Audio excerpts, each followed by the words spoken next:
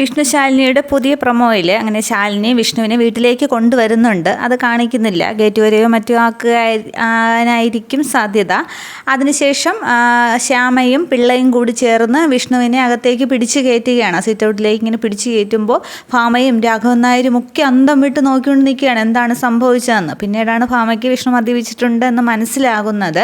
അന്നേരം ഈ പപ്പി കുട്ടിയൊക്കെ വിഷ്ണുവിനെ തന്നെ നോക്കി നിൽക്കുകയാണ്. തുടർന്ന് ആ സോപാനത്തിലേക്ക് ഇങ്ങനെ ശ്യാമയും പിള്ളയും കൂടി ചേർന്ന് വിഷ്ണുവിനെ പിടിച്ചിരുത്തുന്നുണ്ട്. പക്ഷേ ആദ്യം ഇരിക്കുകയാണ്. അതിനുശേഷം വിഷ്ണു ഇങ്ങനെ ഒന്നുകൂടി മുകളിലേക്ക് കയറിയിരിക്കുമ്പോൾ ആ കൈ അങ്ങ് തെന്നി വിഷ്ണു അങ്ങ് തറയിൽ വന്നങ്ങ് വീഴുകയാണ്. വീട് അവിടെ തന്നെ അങ്ങ് ഇരിക്കുന്നുണ്ട്. അന്നേരം രാഘവൻ നായർക്കൊക്കെ ആകെ വിഷമമാണ്, ശ്യാമയ്ക്കും പിള്ളയ്ക്കുമൊക്കെ. പക്ഷേ ഇതുകൂടിയാവുമ്പോൾ സത്യഭാമയ്ക്ക് ആകെ അങ്ങ് ദേഷ്യം വരികയാണ്. ഭാമ പൊന്നിയോട് ഒരു ബക്കറ്റ് വെള്ളം കൊണ്ടുവരാൻ പറയുകയാണ്. തുടർന്ന് പൊന്നി ഒരു ബക്കറ്റ് വെള്ളം കൊണ്ടുവരുമ്പോൾ ആ വെള്ളം ബക്കറ്റോടുകൂടി എടുത്ത് തറയിലിരിക്കുന്ന വിഷ്ണുവിൻ്റെ തല വഴി അങ്ങോട്ട് ഒഴിക്കുകയാണ് സത്യഭാമ. ആകെ ദേഷ്യമാണ് ഭാമയുടെ മുഖത്ത് വിഷ്ണുവിൻ്റെ ആ പ്രവൃത്തിയിൽ. തുടർന്ന് വിഷ്ണു ഇങ്ങനെ വെള്ളം കളഞ്ഞ് ഇങ്ങനെ മുഖം ഇങ്ങനെ കുടയുകയാണ്. പക്ഷേ ആ വല്യച്ഛനെ തന്നെ നോക്കിയിരിക്കുകയാണ് ഈ പപ്പിക്കുട്ടി എന്താണ് സംഭവിച്ചതെന്ന്.